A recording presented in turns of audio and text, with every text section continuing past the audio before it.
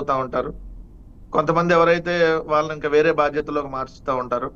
రకరకాలుగా నడుస్తా ఉంటుంది దాన్ని. ఇది కామన్. ఎవరో సోషల్ మీడియాలో రోజా గారికి ఈక్వల్ గా ప్రయారిటీ అనో ఇంకోటనో మాట్లాడచ్చు. రోజా గారు ఆల్రెడీ మా పార్టీలో ఎమ్మెల్యేగా, మంత్రిగా, ఆల్రెడీ ఆమె సినిమా హీరోయిన్ గా ఆల్రెడీ అందరికీ సుపరిచితురాలు. సో అంటే ఆమె కంపారిజన్ గా ఆమెను తీసుకొని వచ్చారో పోటీకి, దట్ ద రాంగ్ అంటారు. ఎందుకంటే ఒకరికొకరు పోటీ ఏముంటది. ఇప్పుడు రెడ్డి సామాజిక వర్గంలో నలుగురు ఉండొచ్చు అధికార ప్రతినిధులు, ఇంకో సామాజిక వర్గంలో ఇంకో ముగ్గురు నలుగురు ఉండొచ్చు. ఒకరికొకరు పోటీగా తీసుకొచ్చారంటే ఎట్లా ఉంటది? సో పార్టీకి ఒక బలమైనటువంటి పటిష్టంగా మాట్లాడేటటువంటి వాయిస్ ని ఏర్పరచుకుంటారు. అది ఏ రాజకీయ పార్టీకైనా కామన్ గా జరిగేటటువంటిది. సో అది శ్యామల గారు ఆల్రెడీ వైఎస్ఆర్ కాంగ్రెస్ పార్టీకి ఎన్నికల ప్రచారం చేస్తున్నారు.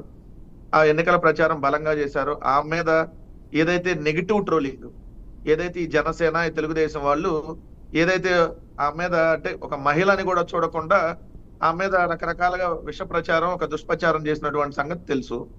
సో అది చేసినా కూడా బలంగా వైఎస్ఆర్ కాంగ్రెస్ పార్టీ కోసం నిలబడ్డారు. మేము ఈవీఎంల దయ్యం ఇంకో దయ్యం మేము ఓడిపోయి ఉండొచ్చు, అది అది వేరే స్టెప్.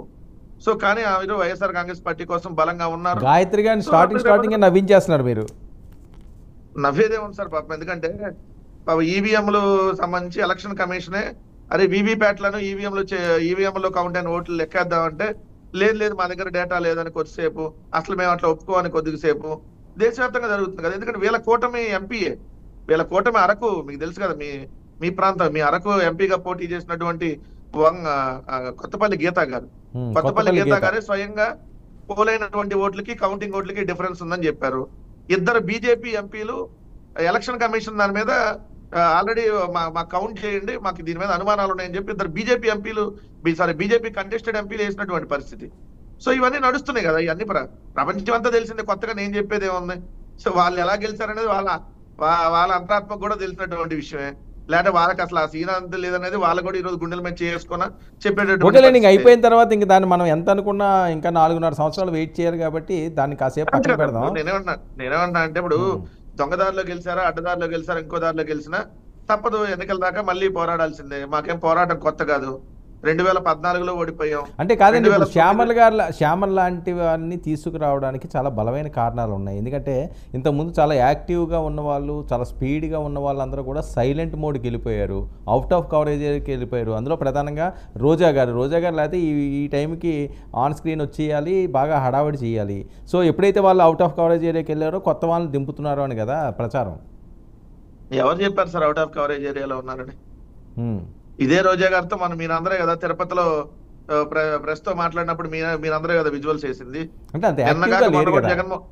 నిన్నగా మొన్న కూడా జగన్మోహన్ రెడ్డి గారిని కలిశారు. కలిసిన తర్వాత కూడా ఆల్రెడీ వాళ్ళ నియోజకవర్గంలో నాకు వ్యతిరేకంగా ఎవరైతే పనిచేస్తారో ఒక ఇద్దరిని ఆల్రెడీ సస్పెండ్ కూడా చేయించుకున్నారు దగ్గర ఉండి, ఎవరు పార్టీకి వ్యతిరేకంగా పనిచేస్తున్నారు. నామెక్కడ దూరంగా ఉన్నారు. ఇప్పుడు ఎన్నికలు అయిపోయి మీకు 100 రోజులు రిజల్ట్ వచ్చి 100 రోజుల్లో వస్తా ఉంది. రిజల్ట్ అయిన 100 రోజుల్లో మీరు అన్నట్టుగా రోజు కొంతమంది కనపడవచ్చు, కొంతమంది 4 రోజులకు ఒక రోజు కనపడచ్చు, కొంతమంది నెలకు ఒక రోజు కనపడి ఉండొచ్చు. సో ఇంకా మీరు అన్నారు కదా 4 సంవత్సరాలు 7 నెలలు టైం ఉంది. ఇంకా వెయిట్ అండ్ సీ. ఎక్కడికి పోతారు? రోజా గారికి ఏదో ఓడిపోయారని చెప్పి వెనకడుగు వేయటము, లేదంటే ఇంకోటి ఎవరో ప్రత్యర్థులు మమ్మల్ని టార్గెట్ చేస్తారని చెప్పి వెనకడుగు వేయటము రోజా గారి దగ్గర లేదు. మేము అంతకుముందు ఎలా బలంగా పోరాడామో 2014 to 19, ఇప్పుడు 24 to 29 అంతకంటే బలంగా పోరాడతాం. మాకేం కొత్త కాదు. మాకు 3 రాజకీయ పార్టీలు, 6 రాజకీయ పార్టీలు వాళ్ళందరూ కలిపి, కొంతమంది కలిసో కొంతమంది ఇండైరెక్ట్ గానో, ఎవరు ఎలా వచ్చినా కూడా మళ్ళీ సింగిల్ గానే. వెంకటరెడ్డి గారు ఎప్పుడు బలంగా అంటానే ఉంటారు. మీకేమైనా వీక్నెస్లు ఉన్నాయండి? వైసీపీకి ఏం లేవా? 40% సింగిల్ గా వచ్చినటువంటి వీక్నెస్ సార్. అంటే 3 రాజకీయ పార్టీలు కలిసి వస్తే మా మీద 3 రాజకీయ పార్టీలు కలిస్తే తప్ప యుద్ధం చేయలేనటువంటి బలహీన స్థితిలో వాళ్ళు ఉన్నట్లు లెక్క. మేము 40% ఈ రోజు కూడా మాకు ఓటు వచ్చింది. వాళ్ళు ఎంత ఈవీఎంల ద్వారా ఎన్ని రకాల మ్యానిపులేట్ చేసినా 40% ఓటింగ్ మాకు ఎక్కడ తగ్గేటటువంటి పరిస్థితి కూడా ఎక్కడా లేదు. అంటే ఎంత బలంగా మేము ఉన్నాం ఒకసారి అర్థం చేసుకోండి. సింగిల్ లార్జెస్ట్ పార్టీ ఈ రోజు ఎవరున్నారు అంటే అలా పార్టీలన్నీ కూటమిలో పక్కన పెట్టండి. ఎందుకంటే మీకు తెలుసు తెలుగుదేశం, జనసేన, బీజేపీ డైరెక్ట్ పొత్తు, షర్మిల కాంగ్రెస్, అదేవిధంగా సిపిఎం ఇండైరెక్ట్ పొత్తు. 6 రాజకీయ పార్టీలు ఒకవైపు కలిసి నిలబడ్డాయి. సింగిల్ గా నిలబడింది ఎవరు? వైఎస్ఆర్ కాంగ్రెస్ పార్టీ. అయినా ఎంత ఓటింగ్ వచ్చింది? 40% 100కి. అంటే 100కి అవతల 6 పార్టీలు కలిస్తే కాదండి, మరి 60% మీరు దగ్గర ఎవరితోటి కలన్ అంటారు, ఎవరిని మీలో కలుపుకొని అంటారు, మేము సింహాలం అంటారు, ఇంక మళ్ళీ దాని గురించి మేము ఒక్కలమైన అండం ఎందుకు? చెబుతున్నా కదా సార్, మళ్ళీ చెప్తున్నాం. 2024లో కూడా ఒంటరిగానే పోటీ చేస్తాం. Stick on my words. 2024 ఎన్నికల్లో కూడా 2029 ఎన్నికల్లో కూడా మళ్ళీ ఒంటరిగానే పోటీ చేస్తాం. వాళ్ళు 3 వస్తారా, 6 కలిసి వస్తారా? కలిసి. ఓకే, ఇప్పుడు చేస్తే ఏంటి? So what? అర్థం కాలేదు సార్. ఏంటి అసలు చేస్తే ఏంటట? 29లో చేయండి. 2014లో చేసాం సార్, 67 సీట్లు వచ్చినాయి, అపోజిషన్ లోకి వచ్చాం. 2019లో సింగిల్ గా చేసాం, 151 సింగిల్ గా వచ్చినాయి. Note this point. తెలుగుదేశం లాగా వాళ్ళు 3 పార్టీలు కలిస్తే 130 సీట్లు వాళ్ళకి వచ్చి ఉండొచ్చు. మేము సింగిల్ గా పోటీ చేస్తే 151 వచ్చినాయి. వాళ్ళు కూటమిగా పోటీ చేస్తే తెలుగుదేశానికి వచ్చిన 130 సీట్లు అవ్వచ్చు. సో మేము అక్కడ మా వైఎస్ఆర్ కాంగ్రెస్ పార్టీ చాలా బలంగా ఉంది. ఎందుకంటే ఈ రోజు మీరు చూస్తా ఉన్నారు, జగన్మోహన్ రెడ్డి గారు అన్నిటికీ కారణం అంట. అసలు మాట్లాడటానికి సిగ్గన్నా ఉండాలి ఈ కూటమి వాళ్ళకి. బుడమేరు వరద వచ్చినా జగన్మోహన్ రెడ్డి గారే కారణం. ఏదైతే 14 రోజులుగా విజయవాడలో అన్నం దొరకపోయినా వాళ్ళ ఆహార ప్యాకెట్ల కోసం అయ్యా అన్నం పెట్టండి చెప్పి 2 చేతులు ఇట్లా జోడించి అడుక్కున్నా జగన్మోహన్ రెడ్డి గారే కారణం. ఏలేరుకు వరద వచ్చినా జగన్మోహన్ రెడ్డి గారే కారణం. ఇంకా నయ్యో ఆ పైన వరుణ్ దేవుడితో మాట్లాడి జగన్మోహన్ రెడ్డి గారు వరద తెప్పించాడని చెప్పి ఈ కూటమాళ్ళు సిగ్గు ఎగ్గు లేకుండా చెప్పినా కూడా ఆశ్చర్యం లేదు. ప్రతిదానికి జగన్మోహన్ రెడ్డి గారి కారణం అండి. అంటే పిఠాపురంలో పవన్ కళ్యాణ్ నియోజకవర్గంలో వరద వచ్చినా జగన్మోహన్ రెడ్డి గారి కారణం, లోకేష్ నియోజకవర్గంలో వరద వచ్చినా జగన్మోహన్ రెడ్డి గారి కారణం. మరి జగన్మోహన్ రెడ్డి గారు అంటే భయం పట్టుకోక వీళ్ళకి ఇంకేం పట్టుకున్నాడు చెప్పండి? మేమేమీ లేనప్పుడు, మా దగ్గర బలం లేనప్పుడు, అసలు వైఎస్ఆర్ కాంగ్రెస్ పార్టీ మీ దృష్టిలో ఏమీ లేనప్పుడు మరి మాట్లాడితే లేస్తే జగన్మోహన్ రెడ్డి గారి మీద విమర్శ చేయాల్సినటువంటి అవసరం మీకేమొచ్చింది? అంత అవసరం లేదు కదా. అంటే వైఎస్ఆర్ కాంగ్రెస్ పార్టీ చాలా బలంగా ఉంది, ప్రజల పక్షాన ఈ రోజు ఉన్నది, ఎప్పుడు కూడా ప్రజల పక్షానే ఉంటది. ఎస్, వాళ్ళు ఏదో ప్రజలతో వచ్చినటువంటి వాళ్ళు కాదు కాబట్టి మా మీద సహజంగా విమర్శలు చేస్తారు. సో మేము కూడా దానికి బలంగా తిప్పికొడతాం. అది మా పార్టీకి సంబంధించి బలమైనటువంటి నాయకత్వం సార్. ఈ రోజు వాళ్ళు ఎంతో మందిని లాక్కోవాలని ప్రయత్నిస్తున్నా ఎవరో ఒకరిద్దరు పోయి ఉంటారు, ఎవరో లేకపోతే స్థానికంలో ఉన్నటువంటి నాయకుల్ని బెదిరించో లేదంటే వాళ్ళ ప్రలోభాలకు గురి చేసో కొంతమంది లాక్కో ఉండొచ్చు. బట్ వైఎస్ఆర్ కాంగ్రెస్ పార్టీ అంతకు ముందు ఎలా బలంగా ఉందో ఈ రోజు కూడా అదే బలంగా ఉంది. ఖచ్చితంగా వైఎస్ఆర్ కాంగ్రెస్ పార్టీ భవిష్యత్ ఆంధ్రప్రదేశ్ రాష్ట్రంలో. ఓకే, గాయత్రి గారు.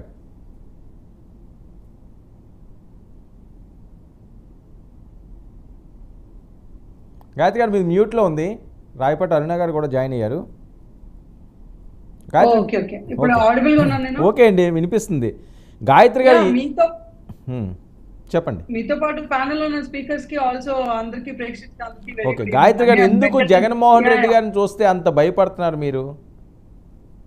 ఏమంటే ఇప్పుడు ఇందాక మీరు డిబేట్ జరుగుతుంది, నేను స్క్రీన్ మీద కనిపిస్తున్నాను, నేను భయపడుతున్నట్టు అనిపిస్తుందా, నవ్వుకుంటున్నట్టు అనిపించిందా మీకు? ఎవరంటే భయపడింది? ఇప్పుడు దాకా పవన్ కళ్యాణ్ గారు ఏం మాట్లాడారు జగన్మోహన్ రెడ్డి గురించి? అదే జగన్మోహన్ రెడ్డి గవర్నమెంట్ లో ఉన్నప్పుడు ఎప్పుడు బయటకు వచ్చినా సరే పర్సనల్ గా విమర్శించడం, పర్సనల్ గా టార్గెట్ చేయడం, ఆయన చేయటమే కాకుండా చుట్టూ ఉన్న నాయకులందరి చేత కూడా చేయించడం. మీరు ఇప్పటిదాకా ఎంతమందిని చూసారు? గవర్నమెంట్ లో ఉన్న వాళ్ళు ఎవ్వరూ పట్టించుకోవట్లా. ఇప్పుడు బాబు గారు ప్రెస్ మీట్స్ పెట్టినప్పుడు సార్ జగన్మోహన్ రెడ్డి అనే వ్యక్తి, ఆ MLA what ever it is, ఇలా అన్నాడు, ఇలాంటి స్టేట్మెంట్స్ ఇచ్చాడు మీ గవర్నెన్స్ గురించి అన్నప్పుడు ఆయన క్లారిటీ ఇచ్చారు. తప్పించి పర్సనల్ గా వెళ్ళి అర్జెంట్ గా జగన్మోహన్ రెడ్డిని ఒక సబ్జెక్ట్ చేసుకొని టైం వేస్ట్ చేసుకోవాలని అయితే ఆఖరికి ఇక్కడ డిబేట్ లో కూర్చున్న నాకు ఇప్పుడు ప్రస్తుతానికి ఏ హోదా లేదు ఆయన సార్ నాకు కూడా అనిపించట్లా. ఇప్పుడు ఇందాక మాట్లాడారు, మీరే అన్నారు ఇందాక పాపం 11 సీట్లకి పడిపోయారని. 11 అనేది అఫీషియల్ నంబర్, అందరికీ తెలుసు. ఈ రోజు జగన్మోహన్ రెడ్డి గారు వెనకాల గెలిచిన ఎమ్మెల్యేలు ఎంతమంది వచ్చి పోరాడుతున్నారండి?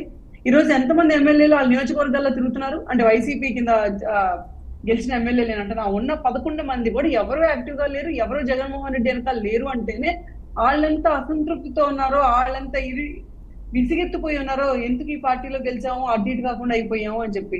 మీరు కూడా ఇందాక అన్నారు వాళ్ళు ఇంతకు ముందు ఎవరైతే సపోర్ట్ చేశారో ఓల్డ్ గ్యాంగ్ అంతా ఎవరు లేరు, అప్పుడు గట్టిగా అరిచిన మినిస్టర్స్ కానీ ఎమ్మెల్యేలు కానీ ఎవరు ఈ రోజు లేరు సపోర్ట్ కానీ. మరి ఎందుకు లేరో మరి ఆయన చెప్పాలి, వెంకటరెడ్డి గారు చెప్పాలి. ఆయన అడిగారు అనుకోండి, ఈ రోజు లేరు 4 రోజులు లాగా వస్తారంటారు. ఇప్పుడు వెంకటరెడ్డి గారే బయటకు రావడానికి 100 రోజులు పట్టింది, నేనైతే ఈ రోజే చూస్తున్నా. మరి I don't know how long he took to come out. So Venkata Reddy గారు లాంటి వాళ్ళకి టైం పట్టినప్పుడు మరి ఎమ్మెల్యేలు మినిస్టర్లు వాళ్ళ భయాలు వాళ్ళకుంటాయి. వాళ్ళు ఏమేం చేశారు? ఎవరు ఇక్కడ కక్షపూరితంగా చేయట్లేదు. రెడ్ బుక్ ఉంది కాబట్టి వాళ్ళ మీద కక్ష సాధింపులు అలాంటివి కూడా ఏం లేదండి. లీగల్ గా పద్ధతి ప్రకారం ఎవరెవరు ఎక్కడెక్కడ తప్పు చేశారో ఉన్న ప్రూఫ్స్ ప్రకారమే ముందుకెళ్తాము. ఇప్పుడు జగన్మోహన్ రెడ్డి గారు ఉన్నారు, ఇప్పుడు వరదలు వచ్చినాయి, ఎక్కడికైనా వస్తున్నారు, ఎవడో ఆపలేదే. ఇప్పుడు మీరు ఇంతకుముందు చూసుకొని ఉంటే చంద్రబాబు నాయుడు జగన్మోహన్ రెడ్డి గవర్నమెంట్ అప్పుడు బాబు గారు కానీ, పవన్ కళ్యాణ్ గారు కానీ, లేకపోతే లోకేష్ గారు కానీ ఎక్కడైనా స్వేచ్ఛగా తిరగలిగారా? ఎవరైనా బయటకు వస్తే హౌస్ అరెస్ట్. ఓకే, గాయత్రి గారు గతంలో ఉన్న మాజీలు ఎవరైతే పోనీ వాళ్ళు యాక్టివ్గా లేరో ఇప్పుడు కొత్త రక్తాన్ని దింపుతున్నారు. యాంకర్ శ్యామల గారిని బరిలోకి దించారు. ఈసారి వేరే లెవెల్లో ఉంటుంది. అంటే మరి ఆవిడకి ఏమైనా పోస్ట్ ఇచ్చారా ఆఫీషియల్ గా? అధికార ప్రతినిధి అండి, Andhra Pradesh state YSRCP official spokes person. Congrats చెప్తానండి శ్యామల గారు, కంగ్రాట్స్ చెప్తాను. ఏముంది, ఎందుకంటే నేను అంతకుముందు కూడా చూసాను ఆవిడ ప్రచారాలు. అప్పుడు టీవీల ముందుకు వచ్చి ఏదో ఒక అక్కమ్మ కబర్లు పెట్టి కబుర్లు చెప్పింది. కానీ యాక్చువల్ గా జగన్మోహన్ రెడ్డి గారు బాగా మాట్లాడతారు ఆవిడ. అట్లీస్ట్ ఆ పెట్ట కబుర్లైనా వినేలాగా చెప్పింది కాబట్టి ఆవిడకి కంగ్రాట్స్ చెప్పగలను అంతే. ఇందాక మీరు అంటున్నారు అంటే వాళ్ళు మారుతారు వీళ్ళు మారుతారు అని. నాకు తెలిసి లీడర్షిప్ మారాలి. వరదలు జరుగుతుంటే ఇప్పుడు జగన్మోహన్ రెడ్డి అనే వ్యక్తి ముందుకు వచ్చి ఫస్ట్ నువ్వు జేబులోంచి ₹1 తీసావా, ఎవరికైనా సహాయం చేసావా, నువ్వు ఎంతమందికి తిండి పెట్టగలిగావు, ఊరికి కబుర్లు చెప్పమంటే నేను చెప్తాను, వచ్చి ఏముంది ఖాళీగా చెప్పమంటే అక్కడికి వచ్చి కూడా రాజకీయం చేసి సిగ్గుసరం వదిలేసి చంద్రబాబు నాయుడు కావాలనంటే బుడవేరు నుంచి వాటర్, వాళ్ళ మీదకి వాటర్ రాకుండా ఉండడానికి బుడవేరు వైపు డైవర్ట్ చేశాంట. ఏంటంటే అసలు కృష్ణా నది ఎక్కడుంది, బుడవేరు ఎక్కడుంది? బుడవేరు ఒక నది అంట, అదొక కాలువ. ఆ విషయం కూడా ఆయనకు తెలియదు. బుడవేరుకి ఎందుకు గేట్లు ఎత్తారని అడుగుతాడు. ఏం మాట్లాడతాడో ఆయనకే తెలియదు. Sorry, I'm so sorry to say this. ఆయనకు మరి బుర్ర ఎక్కడుందో, ఎందుకు పని చేయట్లేదో, ఏమైనా మందులు వేసుకోవటం మానేశారా ఈ రీసెంట్ కాలంలో నాకు తెలియదు. కానీ the more he comes out, ఎంత ఎక్కువగా బయటకు వచ్చి పబ్లిక్ తో మాట్లాడతారో మాకు పని అంత సులువు చేసినట్టు. ఇప్పుడు ఎవడైనా బయటకు వచ్చి కొంచెం పద్ధతిగా రెస్పాన్సిబుల్ గా మాట్లాడితే అమ్మో మనం ఏం సమాధానం చెప్పాలని భయపడాలి. ఈ తెంగరోడు మాట్లాడడానికి కూడా మనం సమాధానం చెప్పాలా అనుకునేలాగా తీసుకెళ్లిపోయింది జగన్మోహన్ రెడ్డి. నాకు తెలిసి నా దగ్గర అయితే ఏం లేదండి ఆర్గ్యుమెంట్. అసలు ఇందాక వెంకటరెడ్డి గారు మాట్లాడితే ఏదో పిచ్చి మాటలు, ఏమని ఈవీఎంల వల్ల గెలిచారో ఎవరి వల్ల గెలిచారో మాకు కూడా తెలియదని. ఇదే వెంకటరెడ్డి గారు నాకు చాలా సార్లు డిబేట్ లో ఉన్నప్పుడు మేము ఎప్పటికీ అలాంటి మాట్లాడడం ఏదైనా ఉంటే మేము యాక్సెప్ట్ చేస్తాం, అవును మేము ఓడిపోయాము అని చెప్పి. వెంకటరెడ్డి గారికి తెలియాల్సింది ఏంటంటే 151 సీట్లు సింగిల్ గా వచ్చిన అదే జగన్మోహన్ రెడ్డి ఈరోజు 11 సీట్లు ఎందుకు మిగిలినాయి? సో ఉన్న 11 కూడా నిలబెట్టుకోలేక ఇంకా ఎందుకు తగ్గుతున్నాయి? మీ పార్టీలో ఉన్న వాళ్ళే బయటకు వచ్చి ఇలాంటి శాడిస్ట్ మాకు ఎప్పుడు కనీసం అపాయింట్మెంట్ కూడా ఇవ్వలేదు అని చెప్పి మాట్లాడి మీ లీడర్సే బయట నుంచి మాట్లాడుతున్నారు. నేను రీసెంట్ గా ఒక చిన్న ఇంటర్వ్యూ చూశాను, ఎవరో నాగరాజ్ గారు ఇంటర్వ్యూ చూస్తే దాంట్లో ఒక ఎమ్మెల్సీ లీడర్ చెప్తున్నారు. ఆయన అడుగుతున్నాడు ఏమనంటే, ఈ పార్టీలోకి వచ్చాక కూడా మీకు ఏ పదవి ఇవ్వలేదండి, టీడీపీలోకి వచ్చాక కూడా ఎందుకు అనవసరంగా వచ్చాను, మీకేం అనిపించలేదా, అదే పార్టీలో ఉంటే బాగుంటుంది కదా అంటే ఆయన ఒకటే మాట అన్నాడు, నాకు పవర్ తో పని లేదు, కొంచెమైనా రెస్పెక్ట్ ఉండాలి సొసైటీలో, నాకు ఎక్కడున్నా పవర్ రాకపోయినా పర్లేదు, బట్ ఆ పార్టీలో ఉంటే ఆ ఉన్న రెస్పెక్ట్ కూడా ఉండదు అని చెప్పాడు. ఇంకా అంతే, అది సమరైజ్ అయిపోయింది కదా. ఏంటి జగన్మోహన్ రెడ్డి మనస్తత్వం ఏంటంటే, ఒక రేపు చేస్తే ఏముంది, 10 రేపులు చేసేదాకా అందులో అన్నా పెద్ద విషయం ఏముంది అని మాట్లాడే మనస్తత్వం ఉంది జగన్మోహన్ రెడ్డి. జైలుకి వెళ్ళి క్రిమినల్స్ ని వాళ్ళని పరామర్శించి నిన్ను చూసాం పిఠాపురంలో ఎంత పిచ్చిగా సర్కస్ షో చేశాడు. అంటే కాదండి, మీరు ఓకే అని కాదు, ఇందాక ఆయన కాన్సెప్ట్ ఛాన్స్ ఇచ్చారు, కనీసం హుందాతనం కూడా లేదు. మాట్లాడేటప్పుడు ఆల్రెడీ ఇవన్నీ కోల్పోయారు కాబట్టి ఇప్పుడు సీట్లు కూడా కోల్పోయారు. అవునండి, మేము 3 కాదు 6 కాదు, మేము వస్తాము, మేము గెలుస్తాము, మేము గెలిచినా గెలవకపోయినా, నేను మళ్ళీ చెప్తాను వెంకటరెడ్డి గారికి, ఆ రోజు చెప్పాను ఈ రోజు చెప్తున్నాను, మాకు సీట్లతో పని లేదు, మేము అపోజిషన్ లో ఉన్నా పనిచేస్తాం, మేము గవర్నమెంట్ లో ఉన్నా పనిచేస్తాం. ఈ రోజు చంద్రబాబు నాయుడు గారు ఈ రోజు స్పీడ్ లో 24 hours నిలబడి పనిచేస్తున్నారు, లేకపోతే పవన్ కళ్యాణ్ గారు కానీ లోకేష్ గారు కానీ అది అపోజిషన్ లో ఉన్నా కూడా ఇలాగే చేసేవాళ్ళు. మేము ఏదో పవర్ లోకి వచ్చేవాళ్ళు కాదు, అది లీడర్స్ కొన్ని స్వభావం లాంటిది. వీళ్ళ కాదండి, ఒక్కసారి ఈయన ఏం చెప్పాడంటే మొన్న ప్రెస్ మీట్ వచ్చి, ఏముంది 1 వారం రోజులు నేను ప్యాలెస్ లో పడుకుంటాను, నేను కలెక్టర్ కప్ చెప్తాను, వాళ్ళు చూసుకుంటే నేను అతను వచ్చి రివ్యూ చేస్తాను అంట. అలా మాట్లాడతారా రెస్పాన్సిబుల్ గా ఉండే సీఎంలు? అలానే చేశాడు ఎల్జీ పాలిమర్స్ కేసు అప్పుడు కానీ వేరే వరదలప్పుడు కానీ. అందుకే ఎవరికి న్యాయం జరగలేదు. ఈ రోజు ఆయన చెప్పొచ్చు చాలా మందికి అన్నం వెళ్ళలేదా, నేను ఒప్పుకుంటానండి, నేను ప్రతి విషయంలో అబద్ధం చెప్పను. చాలా వరకు ఇంటీరియర్ పార్ట్స్ లో ఫస్ట్ 4-5 రోజులు ఇబ్బంది పడ్డాం, ఒప్పుకుంటాను. ఎందుకంటే అంత ఈజీ కాదు, నేను కూడా వెళ్ళినప్పుడు చూసాను. నేను బయటకు వచ్చి నేను అనుకున్నాను అక్కడికి వెళ్ళాక మనం ప్రతి సందు గొంతు వెళ్ళాలని, కానీ వెళ్ళేసరికి అక్కడ ట్రాక్టర్లు వెళ్ళటానికి కానీ బోట్లు వెళ్ళటానికి కానీ అంత సదుపాయం లేదు, ఇబ్బంది ఉంది. కాబట్టి ఖచ్చితంగా ఒప్పుకున్నాం, ఇబ్బంది పడ్డా. దానికైతే మేము ఎక్స్ట్రీమ్ గా చెప్తాం, పబ్లిక్ కి సారీ చెప్తాం. మా సైడ్ నుంచి ఇబ్బంది కలిగితే మేము అందరం సారీ చెప్తాం, దాన్ని సరిపెట్టుకుంటాం. ఇప్పుడు మీ వెంకటరెడ్డి గారు చెప్పారు, వింటాం, నోట్ చేసుకుంటాం. ఓకే, 10 రోజుల నుంచి మనం వింటున్నాం వాళ్ళండి, మళ్ళీ అందులోకి వెళ్తే ఇదంతా నేను చెప్తున్నా అంతే. మేమేమి పరిగెట్టే మనుషులు, పారిపోయే మనుషులు. అరుణ గారు, రైట్, రాయపాటి అరుణ గారు, సార్ మీకు ప్యానల్లో ఉంది నమస్కారం సార్ చెప్పండి. ఓకే, ఏమండి యాంకర్ శ్యామల గారు రంగంలోకి దిగుతున్నారు అఫీషియల్ స్పోక్స్ పర్సన్ కింద. పిఠాపురంలో బాగా హడావిడి చేశారు. అప్పట్లో పవన్ కళ్యాణ్ గారిని చేసిన వ్యాఖ్యలు కూడా ఇప్పటికీ పెద్ద ఎత్తున ట్రోల్ అవుతున్నాయి. మరొక వైపు కళ్యాణ్ గారి అడ్డాలో జగన్మోహన్ రెడ్డి గారి టూరు నిన్నంతా పెద్ద ఫుల్ ఫైర్ అయింది అక్కడ. సో ముందు 3 నెలల తర్వాత అంటే సుమారు 100 రోజులు కావస్తున్న నేపథ్యంలో ఎన్నికల ముందు పవన్ కళ్యాణ్ గారి మీద జగన్మోహన్ రెడ్డి గారు ఏ రకంగా మాట్లాడారో అందరం చూసాం. చాలా రోజుల తర్వాత మళ్ళీ పవన్ కళ్యాణ్ గారి పేరు జగన్మోహన్ రెడ్డి గారు ఆయన అడ్డాలో నిన్న ప్రస్తావించారు. ఒకసారి బయట, ఆ తర్వాత ఆయన కొద్దిగా వెటకారంగా నిన్న చేసిన కొన్ని ఉన్నాయి కదా ఆయన బాడీ లాంగ్వేజ్, అది ఒకసారి చూద్దాం. ప్లే చేయండి అమ్మా. అది అనే వ్యక్తి టోటల్గా డ్రామా ఆర్టిస్ట్ అయిపోయినాడు. మామూలుగా పవన్ కళ్యాణ్ సినిమా స్టార్, కానీ ఇక్కడ కాదు. పాపం ఆయన కొత్తగా వచ్చాడు, పాపం ఆయనకి ఏమో తెలిసినట్టు లేదు. కానీ చంద్రబాబు నాయుడు పవన్ కళ్యాణ్ మించిపోయినాడు. ఆయన సినిమా ఆర్టిస్ట్ అయితే ఈయన డ్రామా ఆర్టిస్ట్. అదే ఇంట్లో చిన్న చిన్న పిల్లలు కనబడితే ఏమనేవాడు, నీకు 15,000 చిట్టి తల్లి డ్రామా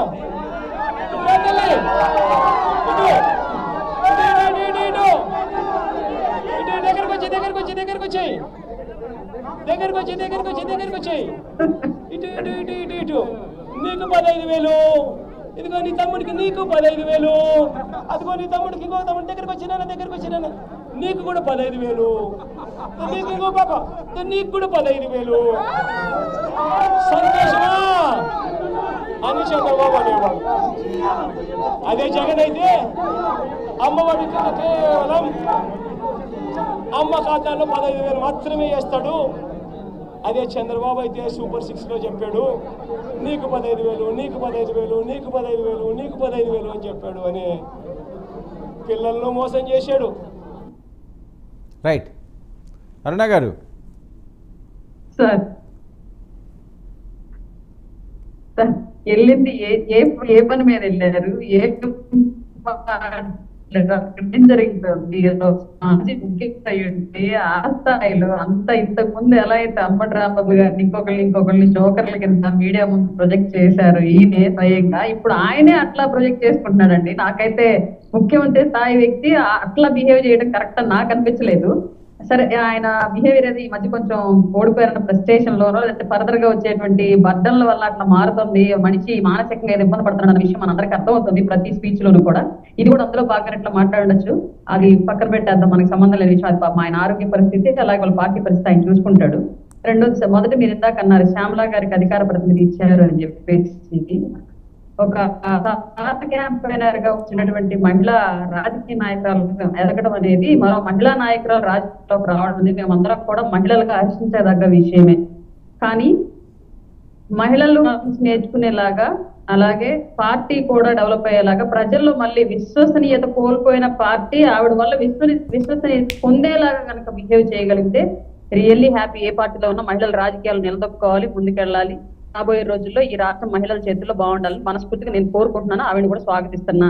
ఏదో ఒక ప్యానల్ ఎదురుపడ్డప్పుడు కూడా ఆవిడకి విష్ చేస్తాను, ఇలాగే నా విష్ కూడా ఆవిడకి చెప్తాను డెఫినెట్ గా. ఇందులో ఎలాంటి సందేహం నా దగ్గర లేదు. రెండోది, పిఠాపురం జగన్మోహన్ రెడ్డి గారు వెళ్ళడం అంటే విపరీతంగా దెబ్బతిన్న ఏరియా వచ్చి విజయవాడ.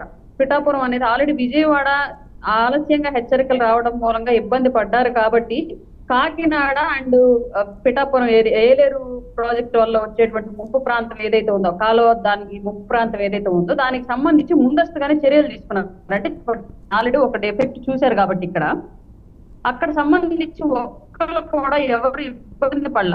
వరద ప్రాంతం నుంచి అందరినీ ముందే తరలించేశారు సురక్షిత ప్రాంతం. ఫుడ్కు సంబంధించిన విషయం కూడా, రోడ్డు ట్రాన్స్పోర్ట్ మళ్ళీ ఆగిపోయినా సరే ఇబ్బంది కలగకుండా ముందుగానే ఐటమ్స్ అన్ని డంప్ చేశారు. ప్రతి ఒక్కళ్ళని కూడా సురక్షిత ప్రాంతంలో పెట్టి జాగ్రత్తగా చూసుకున్నారు. అయినా సరే ఈ ప్రాంతం వదిలిపెట్టి పిఠాపురం వెళ్లారు అంటే కేవలం పవన్ కళ్యాణ్ గారిని అక్కడ ఏదో పూచిగా చూపించాలి, ఆయన్ని అక్కడ పని చేయలేదు అన్నట్లుగా నమ్మించాలన్న ప్రయత్నం చేయడానికి మాత్రమే వెళ్లారు తప్ప అక్కడ ప్రజలు రామకి వెళ్ళదా. మూడో విషయం, వెళ్ళిన వ్యక్తి ఈయన ఏ ప్రాంతాల్లో అయితే ఇల్లు ఇచ్చాడో, ఆయన రాష్ట్ర వ్యాప్తంగా జగనన్న కాలనీల పేరుతోటి చాలా చోట్ల శ్మశానాల్లో, వాగుల్లో, కుంటల్లో, వీటిలో మాత్రం ఇచ్చాడు. అది జగనన్న కాలనీలో కొంతమందికి నివాసానికి స్థలాలు ఇచ్చున్నాడు గతంలో, కొంతమంది నివాసాలు ఏర్పాటు చేసుకుని ఉండిపోయారు. ఆ ప్రాంతం నలుమూలలా చుట్టుముట్టింది వరద, కానీ అక్కడికి వెళ్ళాల. అలాగే రైతులు ఎక్కువగా పంట పండిస్తున్నటువంటి ప్రాంతం ఏదైతే ఉందో అక్కడికి కూడా వెళ్ళాల. ముంపుకు గురైనటువంటి కాలనీలకు కూడా వెళ్ళాల. కేవలం అది కూడా లోకల్ గా ఉన్నటువంటి పిఠాపురం పీపుల్ కాకుండా కాకినాడ నుంచి మనుషుల్ని తరలించి కాకినాడ మనుషులు వచ్చిన తర్వాత ఈ సరౌండింగ్స్ నిల్చున్న తర్వాత వాళ్ళని పరామర్శించి వెళ్ళాడంట. ఇక్కడ పిఠాపురంలో పెద్ద ఎత్తున ఇవాళ జరుగుతున్నటువంటి చర్చ ఏంటి అంటే, ఇక్కడ పరామర్శించడానికి వచ్చినప్పుడు మమ్మల్ని కదా పిలిచి అడగాలి, మమ్మల్ని కదా పరామర్శించాలి, మాకు కదా న్యాయం ఏదైనా ఆయన చేయాలి అనుకుంటే చేయాలి విపక్ష నేతగా. కానీ కాకినాడ నుంచి మనుషులు ఇక్కడికి తరలించి వాళ్ళ ద్వారా సీన్ క్రియేట్ చేసుకుని షూటింగ్ జరిపి వెళ్ళిపోవడం ఏంటి అనేది పిఠాపురం రోజు కూడా పెద్ద ఎత్తున జరుగుతున్నట్టు చర్చ. ఈయన కావాలి అంటే మీ కెమెరా తీసుకెళ్లి కూడా క్లియర్ గా పిఠాపురం జనాన్ని అడగండి. నిన్న జగన్మోహన్ రెడ్డి గారి సరౌండింగ్స్ లో ఉన్న వాళ్ళంతా పిఠాపురం వాసుల, కాకినాడ వాసుల, ద్వారంపూడి చంద్రశేఖర్ రెడ్డి మనుషుల అనేది క్లియర్ గా మీరు ఎంక్వైరీ చేసినా సరే చెప్తారు. అట్లాంటప్పుడు ఎందుకు ఈ పరామర్శకు వెళ్ళడం, ఇంత కామెడీగా చేయడం, ట్రోలింగ్ గురవడం అవసరం? ఏదైనా సహాయం చేయగలిగితే వెళ్ళాలి. చేయలేనప్పుడు ఒక విపక్ష నేతగా కనీసం ప్రెస్ మీట్లు పెట్టుకోవాలి, లేదా ఇంకొక రకంగా నువ్వు ప్రభుత్వాన్ని విమర్శించాలనుకుంటే రాజకీయంగా విమర్శించుకోవాలి. అది పక్కన పెట్టేసి ఈ డ్రామాలు, ఈ యాక్షన్లు చేసి నిజంగానే నిన్నటి నుంచి ఒక మాజీ ముఖ్యమంత్రి అంత ట్రోల్ అవడం నాకు నిజంగానే ఒక రకంగా విస్మయానికి గురవుతున్నాయి. ఇట్లాంటి వ్యక్తిని 2019లో అంత గొప్ప నాయకుడిగా నమ్మి గెలిపించామా మనం అన్న ఫీలింగ్ మా అందరికి కలిగిందండి. సో చాలా ఆవేదన వ్యక్తం చేస్తున్నారు. మీరు చూడండి బాబు, అసలు మీరు చూడండి ఒకసారి, మీకు నవ్వు రావట్లేదా? ఒక ముఖ్యమంత్రి స్థాయి వ్యక్తి అట్లా బిహేవ్ చేయొచ్చా? మీరు కాదండి, ఇప్పుడు ఏంటి రోజా గారు అవనియండి, జోగి రమేష్ గారు వీళ్ళందరూ ఏమైపోయినట్లు ఏంటి? వాళ్ళు అయిపోయారని కొత్త రక్తం నింపుతున్నారనా? కాదండి, వీళ్ళంతా ఆల్మోస్ట్ అధికారంలో ఉన్నప్పుడు చాలా రకాలుగా వివిధ దారుల్లో వివిధ మార్గాల్లో ప్రజల సొమ్ముని స్కీముల పేర్లతోటి, పథకాల పేర్లతోటి పక్కదారులు మళ్లించి ఉన్నారు. వాటికి సంబంధించి ఆల్రెడీ తీగలాగితే డొక్క కదిలింది అన్నట్టుగా ప్రతి వ్యవస్థలో ఒక తీగ పట్టుకుంటే మొత్తం డొక్కంతా కదులుతుంది. ఎవరి దగ్గర ఆగిద్ది అంటే పోయి ఇట్లాంటి మినిస్టర్ల దగ్గర వీళ్ళ దగ్గర ఆగుతోంది. ఈ కేసులో ఎక్కడ లోపలేస్తారు అని వాళ్ళు అసలు బయటికి రావడం మానేశారు ఇప్పుడు. అందువల్ల ఇప్పుడు పాపం కొత్త వాళ్ళు పార్టీ బాధ్యతల్ని నెత్తినెత్తుకోవడానికి సిద్ధపడుతున్నారండి, జగన్మోహన్ రెడ్డి గారిని ఇంకా నమ్ముతూ. ఓకే, లోపలేయడం ఖాయమా? అది చట్టం తన పని చేసుకుంటుంది. వాళ్ళ దగ్గర తప్పు లేకపోతే ఎవరు లోపల వేయలేరు. లోపల వేసినా వీళ్ళకి ఏం బయటకు రావడం పెద్ద విషయం కాదు. తప్పు చేసుంటే అది ఎవరు ఆపలేరు. పెద్ద పెద్ద మహా వాళ్ళే వెళ్ళారు, వీళ్ళే దానికి అతీతులు కాదు చట్టానికి. ఓకే, వెంకటరెడ్డి గారు. అబ్బా, వర్మ గారు అద్భుతం సార్. నాకైతే చాలా రోజుల తర్వాత పాపం ఇందాక గాయత్రి గారు చెప్పినట్టు చాలా రోజుల తర్వాత అంటే పాపం ఇద్దరు లేడీస్ ప్యానల్ లో, అది కూడా ఇద్దరు మా సిస్టర్స్ ఇద్దరు. ఎందుకంటే అద్భుతం కదా, వాళ్ళతో మనం డిబేట్స్ అంటే నాకు చాలా ఆనందంగా ఉంటది. ఎందుకంటే పాపం అంత కామెడీ మళ్ళీ నేను ఎక్కడా కూడా మిస్ అవుతాను. ఎలక్షన్ టైం కాదు వెంకటరెడ్డి అన్న అలిగాడంట మొన్నటిదాకా ఆగదీశారు మొత్తానికి. ఇప్పుడు వచ్చాడు, అలక తీరిందట్టుంది. ఎలక్షన్ అధికారంలో ఉన్నప్పుడు అంతా పెద్ద పెద్దలు దీని పక్కకి వెళ్ళారు. పార్టీకుండా తిట్టి ఏందన్నా అలా మాట్లాడిచ్చారు అలిగాడంట వెంకటరెడ్డి అన్న. మీరు ఒక కన్నుతో కొన్ని ఛానల్స్ చూసి ఇంకో కన్ను మీకు పని చేయబోతే నేనేం చేస్తా? నేను అన్ని ఛానల్కి వెళ్తా ఉన్నా. కాదు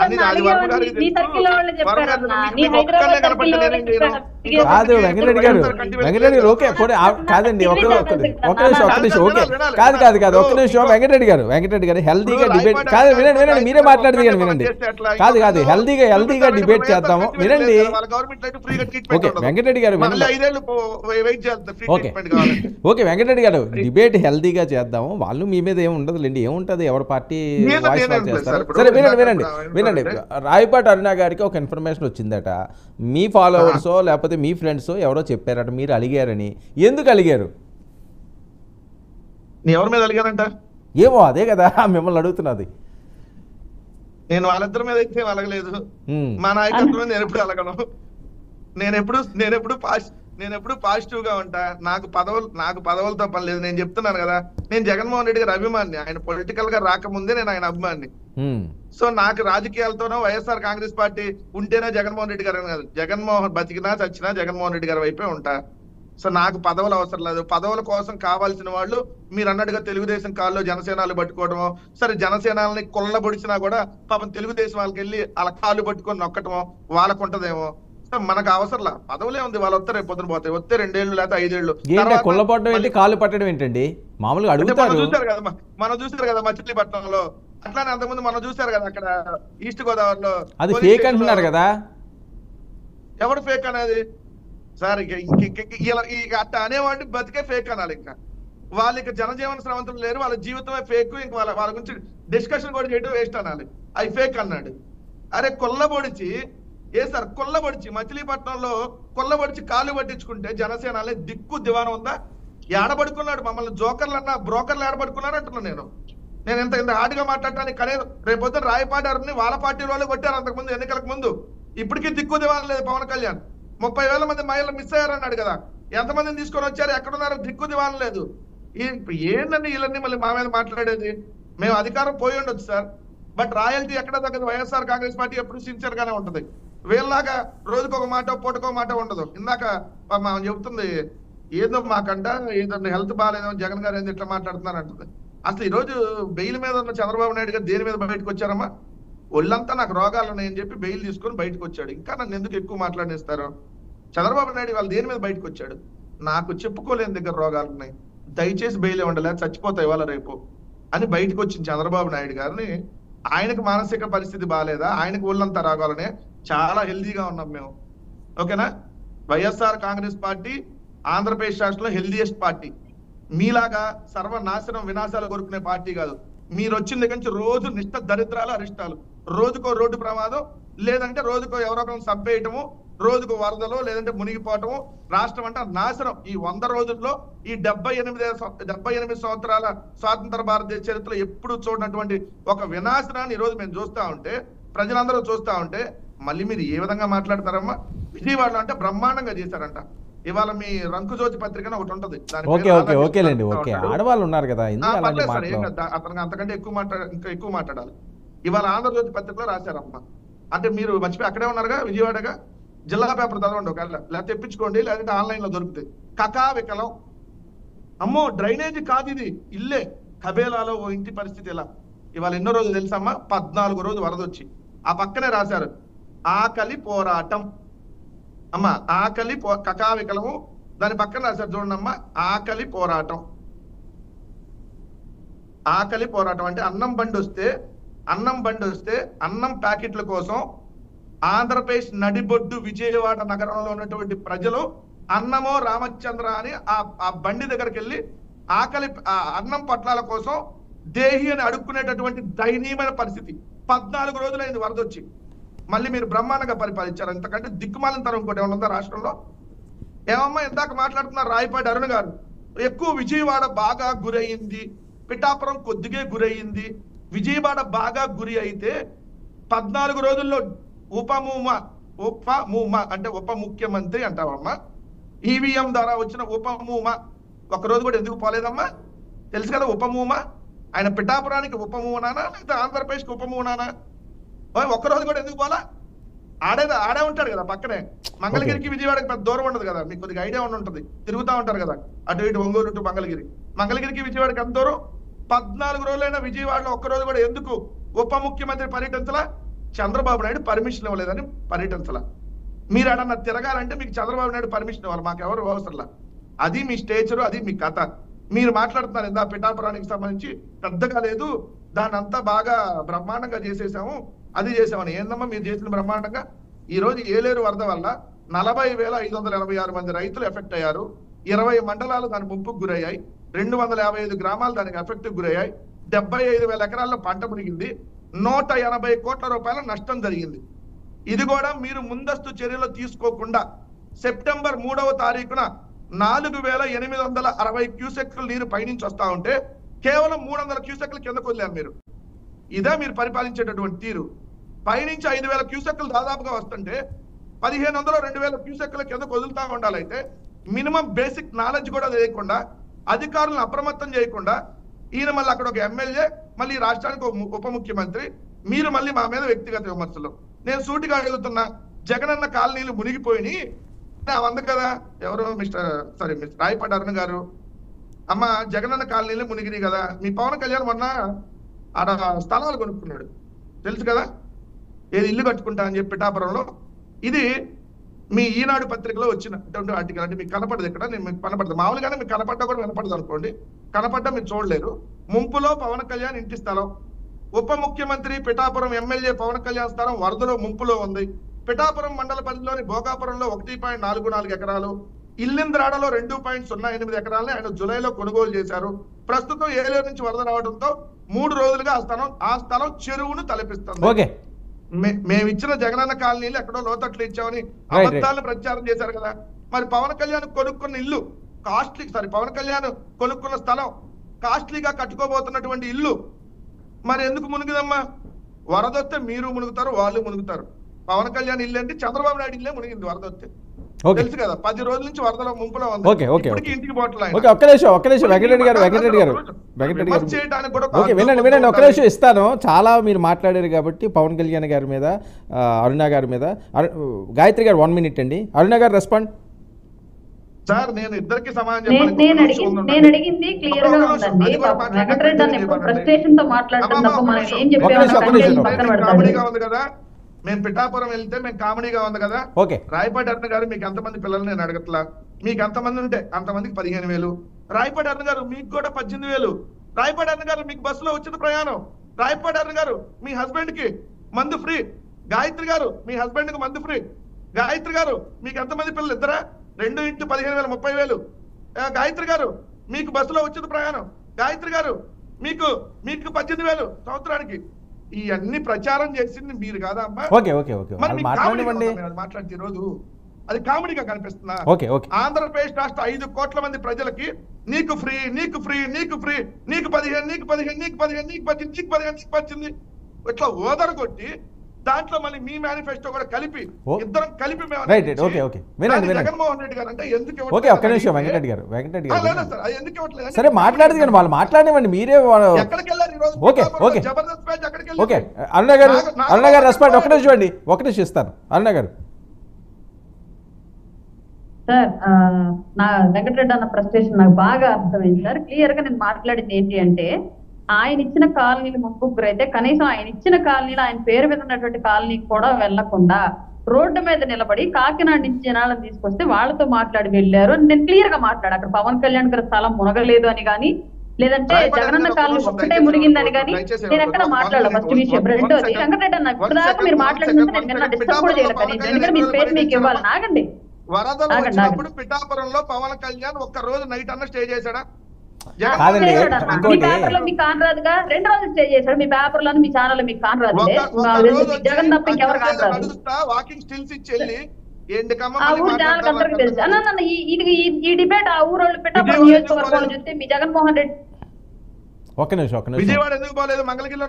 ఒక్క నిమిషం అండి. కాదు వెంకటరెడ్డి గారు ఒక్కటి నేను చెప్పేది ప్యానలిస్టులు అందరూ వినండి. ఒక ముఖ్యమంత్రి వినండి ఇస్తాను. ఒక ముఖ్యమంత్రి స్థాయి, ఒక మంత్రుల స్థాయి ఉన్నప్పుడు ఎవరు కూడా ఏకవచనంతో మాట్లాడొద్దు ఆడు ఈడు అని. మిమ్మల్ని జగన్మోహన్ రెడ్డి గారు అని పిలుస్తున్నారు కదా. సరే వినండి. ఇప్పుడు ఎప్పుడో జరిగిందని చెప్పి మన ఈ డిబేట్లో ప్లీజ్ ఎవరు కూడా ఆ రకంగా మాట్లాడదు. గౌరవం ఇచ్చి మాట్లాడండి. పవన్ కళ్యాణ్ గారు, జగన్మోహన్ రెడ్డి గారు, చంద్రబాబు నాయుడు గారు, లోకేష్ గారు, లేకపోతే ఎవరు విలువలు ఇద్దాం, మొదలు పెడదాం. ఎప్పుడు ఏదో అయింది కదా అని ఏకవచనం ఎందుకు? మీరు ప్యానెల్ లో కూర్చోబెట్టినటువంటి ప్రతినిధులు సరే ఇప్పుడు అనలేదు కదండి. ఎప్పుడో ఏదో అన్నారంటే అయిపోయింది కదా. ఇప్పుడు అనలేదు కదా. ఇప్పుడు వాళ్ళు జగన్మోహన్ రెడ్డి గారే అన్నారు. వెయిట్ అన్న గారు నేను మాట్లాడితే క్లియర్ అండి. కాలనీలు మునగలేదు అని నేను అనలేదు. మునిగిన కాలనీ దగ్గర పరామర్శకు ఎందుకు వెళ్ళలేదు నేను ప్రధానంగా వినిపించిన వాదన. రెండో వాదన అండి, ఒక ముఖ్యమంత్రి హోదాలో గతంలో రాష్ట్ర పరిస్థితి ఏంటనే తెలిసిన వ్యక్తి ఇవాళ రాష్ట్రంలో ఎలాంటి ఉపద్రవాలు వస్తున్నాయి, ఉన్న బడ్జెట్ ఏంటి, ప్రజలకి ఎలాంటి అవసరాలు ఏర్పడిపోయింది, గతంలో ఒక ప్రాజెక్టు ఒక్క నది మీద ఆనకట్టలు ఇవంటివి ఏవి పట్టించుకోక ఇవాళ చిన్నపాటి వర్షాలు వచ్చినా సరే ప్రాజెక్టులు కకావిక్కలు అయ్యే పరిస్థితి రాష్ట్రంలో నెలకొని ఉంటే 5 ఏళ్ళుగా ఎలాంటి మరమ్మతులు చేపట్టకుండా ఇవాళ ప్రజల ప్రాణాలు కాపాడి ఎట్లాంటి డిజాస్టర్స్ వచ్చినా ఎదుర్కొనేలాగా రాష్ట్రంలో ఇన్ఫ్రాస్ట్రక్చర్ డెవలప్ చేయడము, అలాగే రోడ్లు, ప్రాజెక్టులు, నదుల మీద ఉన్నటువంటి ఆనకట్టలు వీటన్నింటికి సంబంధించినవి ప్రధానంగా దాని మీద ఫోకస్ చేసుకుని ముందుకెళ్తుంటే ప్రభుత్వం ఉన్నటువంటి బడ్జెట్ ని ఎలాగో అడ్జస్ట్ చేసుకొని దీనికి పైపెచ్చు పరవాడలో జరిగినటువంటి అగ్ని ప్రమాదాలు, లేదంటే ఇప్పుడు బుడమేరు వరదలు లాంటివి ఇట్లాంటి విపత్తులన్నీ వచ్చి పడుతూ ఉంటే ఇక్కడెక్కడ ప్రజలకు ఇబ్బంది కలగకుండా చేసుకుంటూ ముందుకు వెళ్లాలనే కాన్సెప్ట్ తోటి, అలాగే ముందస్తుగా అత్యవసరంగా చేయాల్సినటువంటి అన్ని పథకాలను అమలు చేసుకుంటూ అత్యవసరం ఏంటిది, తర్వాత నిదానంగా చేయాల్సినట్టు ఏంటి అనేది ప్రధానంగా అమలు చేసుకుంటూ వెళుతూ ఉంటూ ఉన్న లోటు బడ్జెట్ లో వీటన్నిటిని పక్కన పెట్టి, అంటే ఇప్పుడు రోడ్లు బాగు చేయొద్దు, ప్రాజెక్టులు బాగు చేయొద్దు, ప్రజలకు నీళ్ళు అక్కర్లేదు, రోడ్డు అక్కర్లేదు, వైద్యం అక్కర్లేదు, వీటన్నిటిని పక్కన పెట్టి అర్జెంట్ గా పథకాలు అమలు చేయాలి. అదే ప్రధానం ఈ రాష్ట్రానికి. 5 ఏళ్ల పాటు డబ్బులు మాత్రమే జేబుల్లో వేసి రాష్ట్రాన్ని సర్వనాశనం చేశాము మేము. మీరు కూడా అదే పద్ధతిలో వెళ్ళాలి, మీరు వెళ్ళకపోతే ప్రజలు మేము అలాగే మోటివేట్ చేస్తాము అని చెప్పేసి ఒక మాజీ ముఖ్యమంత్రి వాళ్ళ రాష్ట్రంలో ఉన్న పరిస్థితులను ప్రజలకు అద్దం పట్టేలాగా చెప్పాల్సింది పోయి పథకాలని సర్కస్ లో జోకర్ లాగా యాక్టింగ్ చేస్తే, పథకాల కన్నా కూడా ఇంకా ప్రమాదకరమైన సిచ్యువేషన్ స్టేట్ లో ఉంది. దాని నుంచి కదా ఇప్పుడు ప్రభుత్వం పనిచేయాల్సిన విషయము. ఇప్పుడు ఏలేరు అది మన పొడమేది మీరు చేసిన నాశనానికి ఎన్ని కాదు జరిగింది, వాటిని బాగు చేయాల్సిన అవసరం లేదా ప్రజలకి? ఇప్పుడు అది అంతమంది చచ్చిపోయినా పర్లేదు కానీ మీ అకౌంట్ లో డబ్బులు పడాలి అర్జెంట్ గా. ఇది మీరు చేసింది, మీరు నాయకులకు ఇంతకుముందు చేసినంత ఇది ఇప్పుడు చేయమంటే కూడా అదేనా? ఓకే ఓకే అరుణ గారు ఇంకో విషయం, ఒక నిమిషం వెంకటరెడ్డి గారు, ఒక నిమిషం ఇస్తాను మీకు ఇస్తాను. ఇంకా గాయత్రి గారు కూడా మాట్లాడాలి. వెయిట్ నేను ఇస్తాను మీకు ఇస్తాను, మీరు నోట్ చేసుకోండి. అరుణ గారు, మీ మీద ఆయన సానుభూతి కూడా చూపించారు. మిమ్మల్ని ఎవరో కొట్టారట, పార్టీ వాళ్ళు ఎవరో మిమ్మల్ని పట్టించుకోలేదట. సార్ అది ఏం జరిగింది అనేది పార్టీలో స్టేట్ లో అందరికీ తెలుసు సార్. జరిగిన తర్వాత ఎలాంటి పనిష్మెంట్ నా మీద చేసినటువంటి మనుషులకు ఎలాంటి పనిష్మెంట్ కళ్యాణ్ గారు ఇచ్చారు అది క్లియర్ గా తెలుసు. ఒక మీటింగ్ లో ఓపెన్ గానే కూడా చెప్పారు, ఆడపిల్లల మీ జోలికి వెళ్తే ఒప్పుకోను, మీరు నాకు ఎంత ఇదే లేదు సార్, ఇదే లాస్ట్ వార్నింగ్, ఇంకోసారి జరిగితే ఒప్పుకునేది లేదని. బట్ ఇంటర్నల్ గా చేసేటువంటి పనిష్మెంట్ ఆల్రెడీ జరిగిపోయింది వాళ్ళకి. దానికి మళ్ళీ లీగల్ గా కూడా కంప్లైంట్ నాతో పార్టీ ఫైల్ చేయించింది. ఆ కేసు కూడా వెనక్కి తీయద్దని కూడా క్లియర్ గా చెప్పారు. ఆ కేసు అలాగే ఉంది. దాని గురించి పాపం వీళ్ళు మొత్తం కావాల్సిన అవసరం ఏమీ లేదు. నేను చాలా ఇండిపెండెంట్ డేర్ పర్సన్ ని, అట్లాంటి ఇష్యూస్ నేను హ్యాండిల్ చేసుకోగలను, వీళ్ళ సపోర్ట్ నేను అడగలేదు. అప్పుడే నా వెంట పడ్డ ప్రయత్నం వీళ్ళు ఎమ్మెల్సీలు ఎంపీలు ఎమ్మెల్యేలు కాల్ చేసి మేము సపోర్ట్ ఇస్తాం నీకు, మీడియా ముందుకు రా, మీ ఇంటర్వ్యూ చేయని మెసేజ్లు పెట్టి విపరీతంగా అప్పుడే ప్రూవ్ చేయడానికి ట్రై చేశాను. నన్ను అప్పుడే పట్టించుకోలేదు వీళ్ళ సోది, నేను ఇప్పుడే పట్టించుకుంటాను సార్. ఓకే, మీకు ఆఫర్ వచ్చిందా ఎన్నికల ముందు? వచ్చింది సార్, అందరూ స్క్రీన్ షాట్ కూడా పెట్టారు. వీళ్ళ ఎమ్మెల్సీలు ఎంపీలు ఎమ్మెల్యేలు కూడా ఫోన్లు చేసి, నేను ఫోన్లు లిఫ్ట్ చేయకపోతే నాకు మెసేజ్లు పెట్టింది. వీళ్ళ పార్టీ ఫేవరెట్ ఛానల్స్ నన్ను ఇంటర్వ్యూ చేస్తాము అని చెప్పేసి మెసేజ్లు పెట్టింది. మొత్తం పార్టీకి మిగతా వాళ్ళందరూ స్క్రీన్ షాట్లు కూడా ఉంది. కార్డు మీకు కూడా ఇస్తున్నా, దగ్గర ఉన్నాయి. ఓకే గాయత్రి గారు, అంటే వర్మ గారు ఇప్పుడు ఈ మాట అంటున్నానని ఏమనుకోమాకండి. అంటే వైసీపీ పార్టీ కూడా ఈ రోజు వచ్చి ఒక డిబేట్ లో కూర్చుని నీతులు చెప్తున్నారంటే నాకు సిగ్గేస్తుంది వాళ్ళతో మాట్లాడటానికి కూడా. అంటే వెంకటరెడ్డి గారు అని కాదు, నాకు తెలిసి ఈజ్ వాయిస్ ఆఫ్ వైసీపీ అంతే.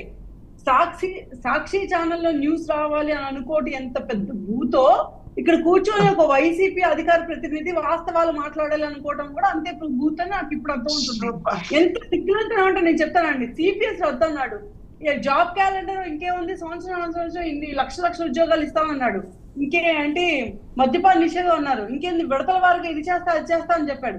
అవన్నీ ఫెయిల్ అయ్యి అవన్నీ ప్రూవ్ అయ్యి జనాలు చీ కొట్టి నువ్వు మాకు అక్కర్లేదు ఎల్లరా బాబు అని చెప్పి లెఫ్ట్ తో తన్నినా సరే ఇప్పుడు కూడా వచ్చి మేము ఇంత గొప్పగా చేసినా మీరేంటి ఇలా చేయలేదు అని అంటున్నారు. వీళ్ళు మేలో ఎలక్ట్ అయితే జనవరి దాకా అమ్మఒడి పడలేదు ఆ రోజు. మరి వీళ్ళేం కారణం చెప్తారు, వీళ్ళకేం వరదలు వచ్చినాయని చెప్పి కారణాలు చెప్తారు. మరి నాకు అర్థం కాదు.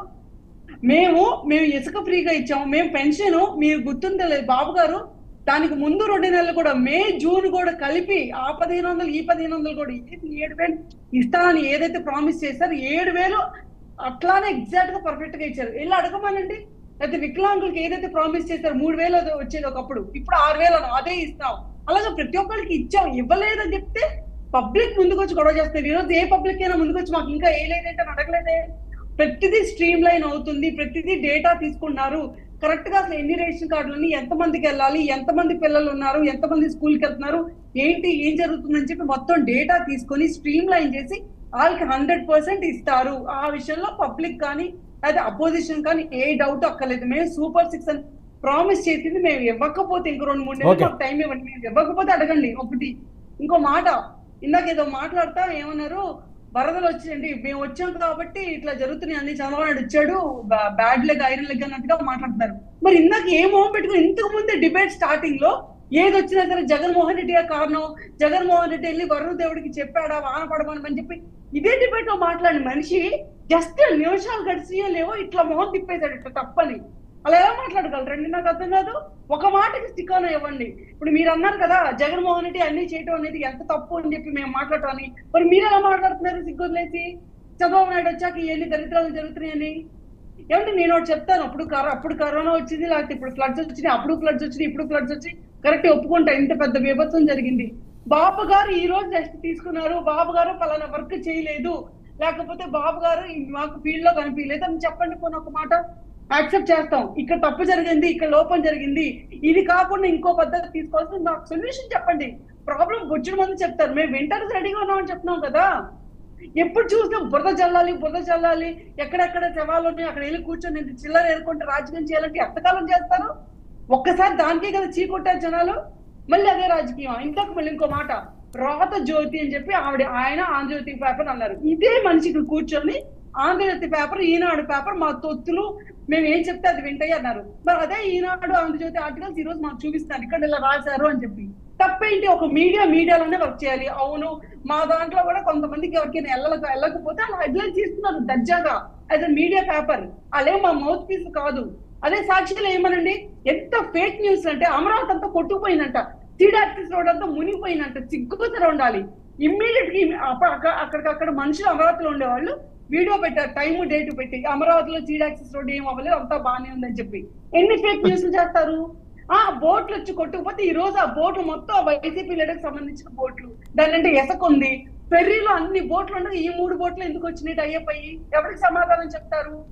బుడమేరుకి బ్రీచెస్ ఉన్నాయి 5 ఏళ్ల నుంచి. 2020లో జరగాల్సిన కాంట్రాక్టులు, నేను కాంట్రాక్ట్లు అక్కలు ఎవడక్కర్లేదు పోండి అని చెప్పి జగన్మోహన్ రెడ్డి మూర్ఖంగా శాడిజంగా అందరినీ తరిమి కొట్టినట్టు ఈ కాంట్రాక్టులు కూడా చేయలేదు కాబట్టి ఈ రోజు వరద వచ్చిందని మేము చెప్తాం. దానికి ఏం సమాధానం చెప్తారు?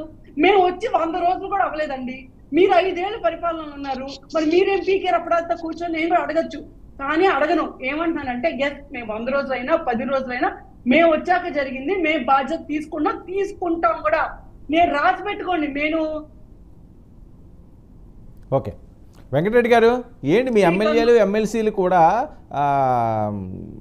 ఎన్నికలకు ముందు రాయపాటి గారికి ఆఫర్లు ఇచ్చారట, అంత భయమా జన సైనికులు అంటే మీకు? వీర మహిళన్నా పవన్ కళ్యాణ్కి ఆఫర్ ఇవ్వట్లేదు, మళ్ళీ రాయపాటి అర్జున్ గారికి ఎవరు ఆఫర్ ఇచ్చింటారు సార్? భలే వాళ్ళు ఉన్నారు. పవన్ కళ్యాణ్ చంద్రబాబు విత్ ప్రూఫ్ చూపిస్తానంటున్నారండి, వాళ్ళు ప్రూఫ్ చూపిస్తామంటున్నారు కదా, లేదో ఫేక్ గా చెప్పట్లేదు కదా, డైరెక్ట్ గా నా దగ్గర ఉన్నాయి అని చెప్తున్నారు ఆవిడ. ఇప్పుడు ఆమె ఇంటర్నల్ గా వాళ్ళ మీద చర్యలు తీసుకున్నారు పవన్ కళ్యాణ్, అసలు అది ఇది సూపర్. ఆ రోజు నేను ఏడవలేదు రాయపాటి అరుణ గారు, మీరే వచ్చి నాకు ఇంత అన్యాయం జరుగుతుంది, ఎంత ఏడుపుతుంది మీరే, మీకు జరిగిన అన్యాయాన్ని తోటి ప్రతినిధిగా నేను ప్రస్తావించాను, అది కూడా తప్పు అని అంటే సరే అది మీ విజ్ఞతగా వదిలేస్తున్నా. చెప్పేసి మీ వైసీపీని అడిగానే అంటే అడగడక మిమ్మల్ని అడగాలి. అప్పుడు ఏమైంది? నిజంగా మీ వైసీపీ నేనున్న ఇబ్బంది కాస్త మీలాంటి వాళ్ళ దగ్గరకు వచ్చేస్తే ఇంకా అబ్బో నేను మిమ్మల్ని ఎవరిని అడగలేదు. మీ వైసీపీలో అసలు మీ వైసీపీలో అసలు మహిళలకి మీ దగ్గరకు వచ్చి ఏం చేయమంటారండి మమ్మల్ని? రాయపాటి అరుణ గారు నన్ను తన్నరాని చోట తన్నారు. చెప్పండి వెంకటరెడ్డి గారు, 1 సెకండ్ కాదు 10 మినిట్స్ వెయిట్ చేస్తాను. చెప్పండి వెంకటరెడ్డి గారు. నిన్ను తన్నారని చెప్పి నువ్వు వచ్చి ఏడ్చింది మీడియా ముఖంగా ఏడ్చావా? మీ ఇంట్లో వెంకటరెడ్డి గారు సానుభూతి నేను అడగలేదు. వెంకటరెడ్డి గారు ఏడ్చినప్పుడు స్పందిస్తారు కదా. వెంకటరెడ్డి గారు నేను మీ సహాయ సహకారాలు నేను అడగలేదు. వెంకటరెడ్డి గారు మీ వైసీపీ సహాయ సహకారాలు అక్కర్లేదు. వెంకటరెడ్డి గారు నా పని నేను చూసుకోగలను, నాకు జరిగిన అన్యాయం నేను క్వశ్చన్ చేసుకోగలను, నాకు జరిగిన అన్యాయం గురించి నేను ఫైట్ చేసుకోగలను. వెంకటరెడ్డి గారు మీ సహాయం నేను అడగదు. వెంకటరెడ్డి గారు మీ వైసీపీ సహాయ సహకారాలు నాకు అక్కర్లేదు. వెంకటరెడ్డి గారు అసలు మీ వైసీపీ వాసన నాకు అక్కర్లేదు. వెంకటరెడ్డి గారు అందుకే చేసిన కాస్త ఇచ్చి అని అవతలకు కొట్టాను. వెంకటరెడ్డి గారు మీకు ఆ విషయం తెలియదు. వెంకటరెడ్డి గారు సగం తెలుసుకుని సగం తెలియకుండా ఏదో నన్ను అలా మాట్లాడకండి. వెంకటరెడ్డి గారు తెలుసుకొని మాట్లాడండి. వెంకటరెడ్డి గారు ఓకే ఓకే ఓకే వర్మ గారు ఆగిపోతే నేను మాట్లాడతా. చెప్పండి. మేము మాట్లాడుతున్నట్టు మీరు మాట్లాడారు లేదే. జరిగింది నన్ను తనరాని చోట తన్నారు.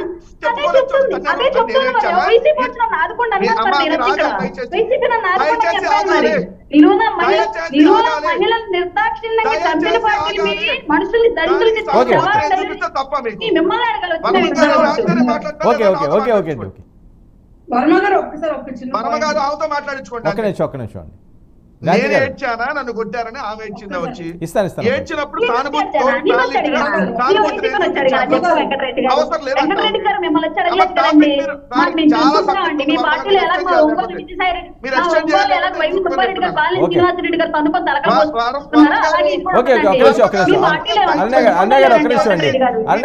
ఇద్దరు మాట్లాడితే అర్థం కావట్లేదు. ఇస్తాను వెంకటరెడ్డి గారు ఒక్క నిమిషం. ఓకే మాట్లాడండి. నేను ఆమె ఏడ్చింది కాబట్టి నేను ఏడ్చాను, స్పందించా. తోటి ప్యానలిస్ట్ గా స్పందించడం తప్ప సరే ఓకేనండి. ఓకే అర్థం కాదు.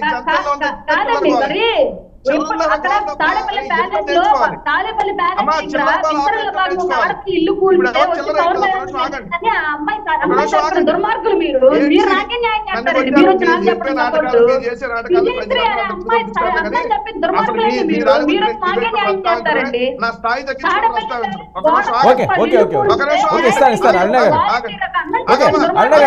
మాట్లాడినండి. ఇద్దరు మాట్లాడితే అసలు రీచ్ అవ్వట్లేదు. ప్లీజ్ సార్, నేను ఆ రోజు కూడా కొట్టినప్పుడు కూడా ఇదే డిబేట్ లో వేరే వాళ్ళు ఉన్నారు, రాలే అప్పుడు 2-3 రోజులు మనకి ఈ ఛానల్కి రాలేదేమో. అప్పుడు కూడా నేను ప్రస్తావించా, తప్పు మహిళను అట్లా కొట్టడం, రాజకీయాల్లో గొడవలు ఉండొచ్చు అని చెప్పా. దాన్ని పాజిటివ్ గా తీసుకోవాలా, మేము కొట్టించుకుంటాం. మా జనసేనలు కడ్రాయల మీద కూర్చొని తెలుగుదేశాలు కొట్టినా మాకు సిగ్గు ఎగ్గుండదు, కొట్టించుకుంటాం. హూ ఆర్ యూ వెంకటరెడ్డి అంటుందా? మాకు పవన్ కళ్యాణ్కి వెళ్ళిన సిగ్గు నీకెందుకు? నువ్వెవడో మధ్య మేము కొల్ల పడిపించుకుంటాం, లేదంటే తెలుగుదేశం వాళ్ళు వెళ్ళి బూట్లు తుడుస్తావు. నువ్వెవడో అడగడానికి అంటారు. తొడవండి, వాళ్ళు కొడితే కొట్టించుకోండి, వాళ్ళు సత్తే సావండి. మీరట్ట సత్తే మాకెందుకు? Point number 1. 2, ఇందాక మాట్లాడతా ఏంటంటే జగన్మోహన్ రెడ్డి గారి మీద వ్యక్తిగతంగా విమర్శలు చేస్తా. ఇప్పుడంటే రాష్ట్రాన్ని అంట ఈ పథకాలు ఇచ్చేసి ఎవడకు కావాలి ఈ పథకాలు అంటుంది. ఎన్నికల ప్రచారంలో ఏం చెప్పారమ్మా? మేము వస్తే ఇన్ని వస్తాయి ఇంటింటికి. మరి ఇప్పుడు ఈ పథకాలు ఎందుకంట? ఎవడు అడుగుతున్నాడు ఈ పథకాలు? అసలు మిమ్మల్ని ప్రజల పథకాలు అడిగితే వాళ్ళని చంపేరే వాళ్ళు? మీరు మీ జనసేనలు ప్రశ్నిస్తేనే చంపుతున్నారు. తెలుగుదేశం వాళ్ళు వచ్చి చంపేస్తున్నారు. లాగి కొడుతున్నా. ఎవరిని చంపేశారండి? ఏంటి ఏం మాట్లాడుతున్నారు? ఎవరిని చంపేశారు? తాడేపల్లి ప్యాలెస్ దగ్గర శివశ్రీ వాళ్ళ అన్నం చెప్పారు అలాగేనండి? మీ పార్టీలో ఉన్నప్పుడు శివశ్రీ అనే అమ్మాయి మీ వాలంటీర్ వాళ్ళ అన్నం చెప్పారు అలాగేనా? ఓకే ఒక్క నిమిషం అన్నయ్య గారు ఉండండి. అన్నయ్య గారు ఒక్క నిమిషం. చంపించుకుంటాం మీరు ఎవడు అడగటానికంటే మీరు ఎట్ట పెడతారు కాదండి. ఎవరెవరిని చంపారండి? సార్ ఏంటది? నిన్న ఈ రోజు ఒక దళిత మహిళ, మరి పవన్ కళ్యాణ్ ఎక్కడున్నారు, వీళ్ళు ఎక్కడున్నారు? దళిత మహిళకు దారుణ అవమానం, విద్యుత్ స్తంభానికి కట్టేసి చితకబాదం అయిన ఫోటో కూడా చూపిస్తాను సార్. ఎవరిని ఎక్కడ? అది జనసేన వాళ్ళ చెప్పండి. ఒక్క నిమిషం, ఇందులో కంప్లీట్ ఇన్ఫర్మేషన్ నాకు ఉంది కాబట్టి చెప్తున్నా. ఒక్క నిమిషం వినాలి. సార్ దాడి చేసింది బీసీ సామాజిక వర్గానికి చెందిన వైసీపీ నాయకులు సార్. ఓకే వైసీపీ నాయకులు దాడి చేశారట. వెంకటరెడ్డి గారు వైసీపీ నాయకులు దాడి చేశారట. వర్గానికి చెందిన వైసీపీ నాయకులు ఆ దాడిలో ఉన్న ప్రధాన ముద్దాయిలు ఇద్దరు కూడా కాదు సార్. గవర్నమెంట్ ఉంది ఎవరిది? వైసీపీ వాళ్ళు. ప్రధానికి వైసీపీ ఎవరికి ఏదొచ్చిన మాట్లాడిస్తారు ఈ విషయం మీద. వెంకటరెడ్డి గారు మీరు ఒకటి చెప్పారు, ఆవిడ దగ్గర ఇన్ఫర్మేషన్ ఉన్నది అంటున్నారు. అది అయిన తర్వాత మీరు మాట్లాడుతున్నారు. ఓకే మీకు ఇస్తానండి, మీకు నేను టైం ఇస్తాను. కాదండి ఇస్తాను.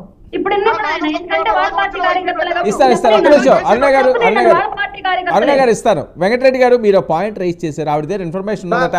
ఆవిడ చెప్పాక మీరు మాట్లాడింది కదా, ఆవిడ చెప్పిన తర్వాత మీరే మాట్లాడింది కానీ వినండి, ఇంపార్టెంట్ ఇష్యూ కదా, అది ఎవరున్నారో తెలియాలి కదా. మీరే రైజ్ చేశారు దాన్ని. ఆవిడ ఇన్ఫర్మేషన్ చెప్తారు అంటున్నారు. అది మీరు ఏకీపిస్తారా ఏకీపించరా చూడండి. Wait 2 minutes please. అరుణ గారు ఏంటి చెప్పండి సార్. ఆ విషయము ఆ పెళ్లి కులాంతర వివాహానికి సంబంధించిన విషయం సార్. వీళ్ళ గవర్నమెంట్ ఉన్నప్పుడు వీళ్ళ పార్టీ నాయకులకు సంబంధించిన బీసీ సామాజిక వర్గం అమ్మాయిని ఆ ఎస్సీ సామాజిక వర్గం అబ్బాయి ప్రేమించి పెళ్లి చేసుకుంటే అప్పట్లో వీళ్ళ దెబ్బకు భయభ్రాంతులకు గురైపోయి వాళ్ళు ఊరు వదిలిపెట్టి వెళ్ళిపోయారు.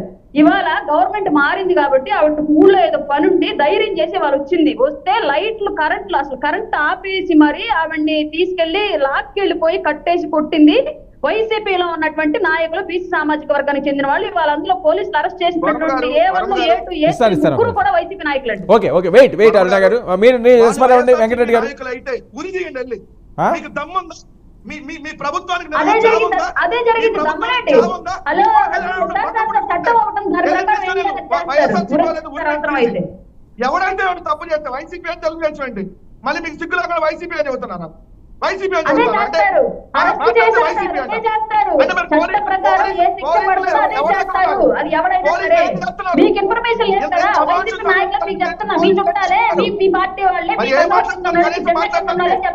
మీరు అధికారంలో ఉన్నట్టు విషయం మర్చిపోయారు. ఎందుకంటే చంద్రబాబు గారు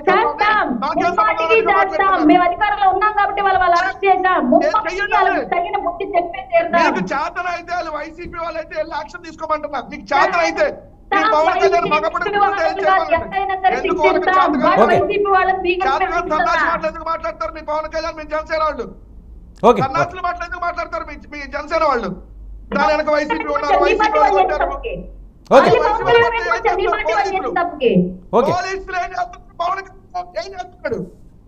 మాట్లాడితే వైసీపీ ఉంది వరంగా, నాకు అర్థం కాలేదు. వైసీపీ అయితే ప్రభుత్వం ఉంది, వాళ్ళ మేమా? మరి యాక్షన్ తీసుకోండి, మేము చెప్తాం కదా ధైర్యంగా. అలాంటి సంఘటన ఎవరు చేస్తున్నారు?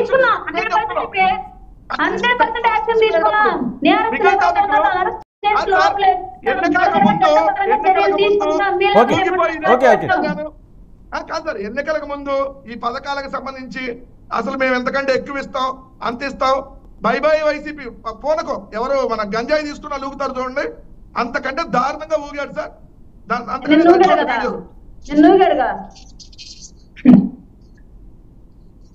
నిన్న బాగా ఊగాడు మీడియా ముందు.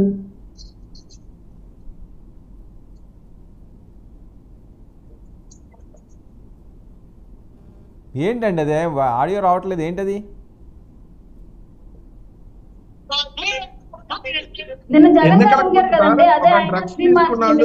తీసుకున్నాళ్ళు ఏ విధంగా ఊగిపోతారో సరే సరే వెంకటరెడ్డి గారు అలాంటి మాటలు వస్తే అయినా సార్ మేము అధికారంలోకి వస్తే ఈ పగలు తీసి చేస్తాం, ఈ ప్రభుత్వాన్ని పడేయండి అని చెప్పి ప్రగల్భాలు పలికినాళ్ళు. సూపర్ 6 కాదు అంతకంటే ఎక్కువ ఇస్తాం, మాది కూడా కలిపిస్తాం, ఉచితంగా గ్యాస్ సిలిండర్లు ఇస్తాము, ప్రతి నియోజకవర్గంలో ఏదైతే ఒక 500 మంది యువతకి 100 మంది యువతకి 100 మంది కదా 500 మంది యువతకు 10 లక్షలు ఇస్తాము. ఇవన్నీ మాట్లాడిన వాళ్ళు ఈ రోజు ఈ పథకాలు అవసరమా? రాయపాటి అరంగారు మాట్లాడుతున్నారు, ఈ పథకాలు అవసరమా? ఎవడు అడుగుతున్నాడు ఈ పథకాలు? ఈ రాష్ట్రం ఈ రోజు ఎట్లా అడుక్కుతుందో చూడండి. జగన్మోహన్ రెడ్డి గారు చేసిన అప్పుల వల్ల ఇదయింది. మీరే కదా సంపద సృష్టిస్తా, బాబు గారు వస్తే సంపద బాగా విపరీతంగా సృష్టిస్తాడు, అది మేమందరం పంచుకుంటామని చెప్పారు కదా. ఇప్పుడు 250 కోట్లు ఫండ్ వచ్చింది వరదకి. వరద కోసం సీఎం రిలీఫ్ ఫండ్ కింద 250 కోట్లు పైన వస్తే ఇప్పటికే ఒక 50 కోట్లు కూడా ఖర్చు పెట్టలేదు. వెంకటరెడ్డి గారు డబ్బులు యాడతో చేశారో. వెంకటరెడ్డి గారు ఒక విషయం, ఏంటి అరెస్టుల పర్వం ఇంకా మొదలవుతుందా? ఈరోజు పోలీస్ స్టేషన్లో ఏదో వీళ్ళందరినీ తీసుకువెళ్ళారట, విచారణ జరుపుతున్నారట. అందులో మీ తహసీల్దార్ రఘురామ్ గారు, అప్పిరెడ్డి గారు, జోగి రమేష్ గారు, దేవినేని గారు వీళ్ళంతా కాదు సార్. చేసుకోమని 4 రోజులు జైల్లో ఉండి మళ్ళీ వస్తా డిబేట్ లో మాట్లాడతారు, మళ్ళీ వచ్చి మేము ప్రజల కోసం పోరాడతాం. ఏది ఇలా కేసుల గురించి మేము భయపడి వీళ్ళ ప్రాధాన్యపడే పరిస్థితి ఉంటుంది. అవును, మీ పరిస్థితి ఏంటి? మీకు ఏదో సిఐడి నోటీసులు ఇచ్చారు కదా. అవును సార్, బెయిల్ వస్తుంది కదా, 90 రోజులైనా బెయిల్ వస్తుంది కదా. మీరు బెయిల్ తీసుకున్నారా ముందస్తుగా? కాదండి, మీరు ముందస్తు బెయిల్ తీసుకున్నారా? ఒక కేసులో వచ్చింది, ఒక కేసుకు సంబంధించి ఆల్రెడీ వచ్చింది. అది 3 సంవత్సరాల లోపు సెక్షన్. ఇదే వీళ్ళ ఒంగోలు స్టేషన్ లోనే అది ట్విట్టర్ లో పోస్ట్ పెట్టానంట అధికారంలో ఉన్నప్పుడు. ఆ పోస్ట్ ఏంటో వాళ్ళు కూడా ఇవ్వలేదు. సరే వాటి గురించి లైట్ అండి, ఈ కేసులు వీటి గురించి భయపడితే ఇట్లాంటివన్నీ చాలా మందిని చూసాం. కానీ ఒక దాంట్లో వచ్చింది, ఇంకో దాంట్లో రాలేదు, ఇంకోటి బ్యాలెన్స్ ఉంది. అయితే వస్తాయి అది కూడా వస్తాయి, కొన్ని రోజులు లేట్గా వస్తాయి. ఏమైతే ఏడగాతే హైకోర్టులో వస్తాయి, హైకోర్టు కాదు సుప్రీంకోర్టులో వస్తుంది. అది కూడా రాకపోతే జైలుకి వెళ్ళి వస్తాం. కొన్ని రోజులు డిబేట్ దూరంగా ఉంటాం, మళ్ళీ వచ్చి మళ్ళీ పార్టిసిపేట్ చేస్తాం. భయపడే రాజకీయాల్లో ఎలాగైనా ఇలా ప్రాధాన్యపడతారా? కాదండి, వెళ్ళడానికి ఇంకోటి ఉంటుందా? కాదు వెంకటరెడ్డి గారు, వెళ్ళడానికి అయితే ఫిక్స్ అయ్యారు 100%. ఇవాళ కాదు రేపు వెళ్తాం, రేపు కాదు ఎల్లుండి వెళ్తాం, తర్వాత 4 నెలల తర్వాత వస్తాం మళ్ళీ బయటికి. భయపడి రాజకీయాల్లో నన్ను గిల్లారు, నన్ను గిచ్చారు, నన్ను వాడు అన్నాడు, నాడు ఇది అన్నాడు, అమ్మ నా మీద ఇది పెట్టినాడు. ఏం లేదు, పెట్టుకుంటే పెట్టుకోమనండి ఇష్టం వచ్చినట్టుగా. ఎక్కడా కూడా తగ్గేది లేదు. 4 రోజులు లేట్ గా బెయిల్ వస్తుందేమో, లేదా 10 రోజులు డిబేట్ కు దూరంగా ఉంటామేమో, అంతే కదా, సింపుల్. తర్వాత వస్తాం, మళ్ళీ వచ్చి కనపడతాం స్క్రీన్ మీద. అరుణ గారు, ఇది వెంకటరెడ్డి గారు ఆల్రెడీ ఒకటి ముందస్తు బెయిల్ తీసుకున్నారట, ఇంకోటి బ్యాలెన్స్ ఉందట, సిఐడి నోటీస్ ఇచ్చారట. ఏం జరుగుతుంది? ఏదైతే 1 నెల రోజులు వెళ్ళేసి వస్తామో అంతకుమించి ఏముంటుంది అని. వాళ్ళ నాయకుడు యథావిధిగా ఒక టూరిస్ట్ ప్లేస్ లాగా వాడుకున్నాడు గతంలో, వీళ్ళు కూడా అదే పంతాలో ఉన్నారండి. పెద్దగా భయమే ఉండదు వీళ్ళకి. చట్టాలు, శిక్షలు, కేసులు వీటికి సంబంధించి పనులు మనం చేయకూడదు కాన్సెప్ట్లు ఏమి ఉండవులేండి. సరదా వెళ్తా, సహజంగానే సరదా. లేకపోతే వెళ్ళి చంద్రబాబు నాయుడు కాలు పట్టుకుంటారు, అయ్యా కేసులు పెట్టుకుంటారు పవన్ కళ్యాణ్ పట్టుకున్నట్టు. గాయత్రి గారు, ఆ టైప్ కాదని చెప్తున్నా. గాయత్రి గారు, చంద్రబాబు నాయుడు కాలు పట్టుకుంటారు, ఓకే ఓకే, ఒక్క నిమిషం వెంకటరెడ్డి గారు, కేసులు పెట్టుకుంటాయా అని. వెంకటరెడ్డి గారు ఒక్క నిమిషం పెట్టుకోమని చెబుతాం. ఒక్క నిమిషం అండి, మీరు నాన్ స్టాప్ ఆపరు. ఒక్క నిమిషం. గాయత్రి గారు, ఎందుకండి వెంకటరెడ్డి గారి మీద అనవసరంగా అన్యాయంగా కేసులు పెట్టారట, అరెస్టులు చేయడానికి సిద్ధం చేస్తున్నారట, ఆయన ముందస్తు ఒక బెయిల్ తీసుకున్నారట, ఇంకోటి ఇంకా బ్యాలెన్స్ ఉందట, అంత కోపమా? ఆయనే ఒప్పుకుంటారు కదండి. నేను పోస్టులు పెట్టాను, అందుకే నా మీద కేసులు పెట్టాను, నేను ఎందుకు భయపడతాను, ఇలా దులిపేసుకుంటా, రేపు వచ్చి మళ్ళీ ఇంకో 4 దళితులు కూడా పోస్టులు పెడతా, మళ్ళీ కేసులు నాకిదే కొత్త కాదు, నాకేం అలవాటు. మా నాయకుడు ఎలా ఉన్నాడు, మా ఎమ్మెల్యేలు ఎలా ఉన్నారు, మా ఎంపీలు ఎలా ఉన్నారు, నేను అలాగే ఉన్నాను అనుకుంటున్నా. ఇంకా మీకు నాకు అన్యాయం ఏమన్నా బొందా? ఆయన సరదాగా ఉంటే సరదాగా జైలుకి వెళ్తాను, కేసులు పెట్టి. అది వర్మ గారు ఒక్క నిమిషం, నేను పోస్ట్ ఏం పెట్టాను వాళ్ళు ఎఫ్ఐఆర్ లో పాయింట్ నెంబర్ 1. 2, నిజంగా కేసులు పెట్టాలంటే చెప్పులు తీసుకున్నంత నా డాషుల్లారా, పేకలు పిసికి చంపేస్తా నా డాషుల్లారా, అన్నాల మీద ఎన్ని కేసులు పెట్టారు మేము గవర్నమెంట్ చెప్పండి, మీరే చెప్పండి. మహిళా హోంమంత్రిని ఇలా భాషలో లేడీస్ ఉన్నారు కాబట్టి నేను మాట్లాడలేను, అలాంటి నీచమైన భాషలో మాట్లాడిన అయ్యన్న పాత్రుడి మీద ఎన్నిసార్లు జైలుకి పంపించాలి మీరే చెప్పండి సార్. రోజా గారి మీద, లేదా దళిత మహిళా హోంమంత్రి ఆ రోజున సుచరిత గారి మీద వీళ్ళు మాట్లాడినటువంటి మాటల మీద ఎన్ని కేసులు పెట్టాలి? నేను పోస్ట్ ఏం పెట్టాను ఇవ్వలేదు, వాళ్ళకి తెలియదు. అది ఏదో కేసులు పెట్టాలని పెడుతున్నారు. పంపించాం చెప్పులు చూపించి మరి, మళ్ళీ చదువుతున్నా, చెప్పులు చూపించి మరి, చెప్పులు తీసుకున్నంత ఎస్సీ ఎస్టీ ఎమ్మెల్యేలని, బీసీ ఎమ్మెల్యేలు డాషుల్లారని మాట్లాడినటువంటి వాళ్ళని మేము ఎంత అరెస్ట్ చేయాలి? గారి మీద నిర్భయ కేసు పెట్టినంత దరిద్రగొట్టు రాజకీయం ఎవరు చూడలేదండి. ఏంటి వాళ్ళ హోమ్ మినిస్టర్ ఏదో అంటే ఆయన తిరిగి కౌంటర్ ఇచ్చినందుకు ఆయన మీద నిర్భయ కేసు. మళ్ళీ మీ జగన్మోహన్ రెడ్డి ఇంటి మీద ఏది పడితే అది వాగితే ఇంటి మీదకి కుర్రోళ్ళు వచ్చారు, ఇది టీడీపీ కార్యకర్తలు వస్తే వాళ్ళ మీద రేప్ అటెంప్ట్ మర్డర్, రేప్ కేసులు. ఎవరు రేప్ చేయడానికి వచ్చారు? జగన్మోహన్ రెడ్డి రేప్ చేయడానికి వచ్చారా? అసలు మీరు పెట్టిన అప్పుడు జరిగిన మాట్లాడకూడదు. నేను చెప్తున్నాను, జరిగింది నేను చెప్తున్నాను. మీరు మీ గవర్నమెంట్ ఉన్నప్పుడు నేను ఏదన్నా టెంప్ట్ అయ్యి అన్నాను అనుకోండి, మళ్ళీ అది పెద్ద రాద్ధాంతం చేయడానికి మీరు జరిగింది చెప్తున్నాను మీకు. నేను మీకు జరిగింది చెప్తున్నా, వాస్తవంగా కాదు కదమ్మా. ఇప్పుడు మీరన్న మాటలకి అసలు మీరు మీ ఛానల్లో కండక్ట్ చేసే డిబేట్లకి ఎన్నిసార్లు కేసులు పెట్టి ఎన్నిసార్లు పంపించాలి? చెప్పారు కదా, ఏంటండి ఎన్నిసార్లు పంపించాలమ్మా? ఏ ఛానల్లో?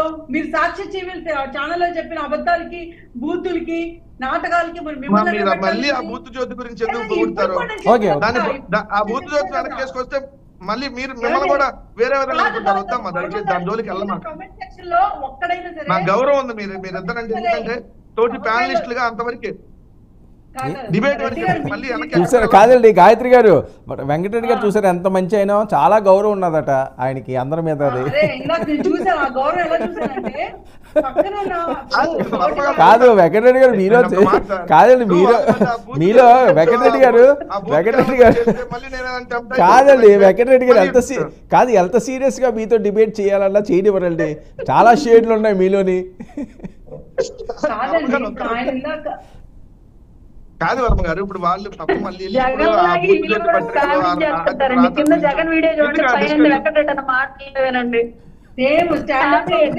కామెడీ అంతే. అక్కడ పవన్ కళ్యాణ్ కంటే ఎక్కువ నటన ఉందంటారా? సరే వెంకటరెడ్డి గారు, ఏంటి మళ్ళీ జలసత్వాలు నింపుకుని ముందుకు సాగడానికి సిద్ధపడుతున్నారా? జగన్మోహన్ రెడ్డి గారు పవన్ కళ్యాణ్ కంటే బాగా నటిస్తానంటారా? కాదండి, అవకాశం అని అడుగుతాడు. చెప్తున్నా కదా, పక్క రాంగ్ పార్ట్ సెలెక్ట్ చేస్తున్నారు మీరు. అదే నటనలోకి వెళ్ళింటే ఆస్కార్ లో వైఎస్ఆర్ కాంగ్రెస్ పార్టీ ఒకటే, రాజకీయాల్లో ఉంటే వైఎస్ఆర్ కాంగ్రెస్ పార్టీ, లేదా ఇంటికి ఇంట్లో ప్రశాంతంగా, అంత తప్ప చెప్పాను కదా. ఎవరిది మీరు చెప్పే స్థాయిలో మీ దగ్గర నుంచి చెప్పించుకునే స్థాయిలో లేవు. కాదండి, మధ్యలో జైలు ఉన్నదట. వెంకటరెడ్డి గారు, వెంకటరెడ్డి గారు, వెంకటరెడ్డి గారు, ఆ ఇంటికి వినండి, ఆ ఇంటికి పార్టీకి మధ్యలో జైలు ఉన్నది అంటున్నారు గాయత్రి గారు. ఆయనే చెప్పారు కదా, సరదాగా వెళ్ళి జైల్లో ఉండొస్తాను 2 రోజులు అని చెప్పారు. పర్లేదు సార్, ఇప్పుడు వాళ్ళు ఎట్లయినా అనుకోండి కేసులు పెట్టి మిమ్మల్ని జైలుకి పంపిస్తాం, ఇంటికి దానికి మధ్యలో అంటే పెట్టమనే అంటున్నాం. దయచేసి పెట్టొద్దు ఇట్లా రిక్వెస్ట్ చేసేటటువంటి దగ్గర కూడా లేవు. ఎందుకంటే మాది వైఎస్ఆర్ కాంగ్రెస్ పార్టీ సార్. వాళ్ళ దగ్గరికి వెళ్ళి వాళ్ళ కాలు పట్టుకోనో ప్లీజ్ పెట్టొద్దు. ఈ పరిస్థితి అయితే ఉండదు భవిష్యత్తులో కూడా. పెట్టుకుంటే కేసులు పెట్టుకోండి. ఓపెన్ గానే చెప్తా ఉన్నాం, కేసులకు భయపడేటటువంటిది మా నాయకులు లేరు, మేము లేము. మా నాయకుడు 16 నెలలు జైలుకి పంపారు.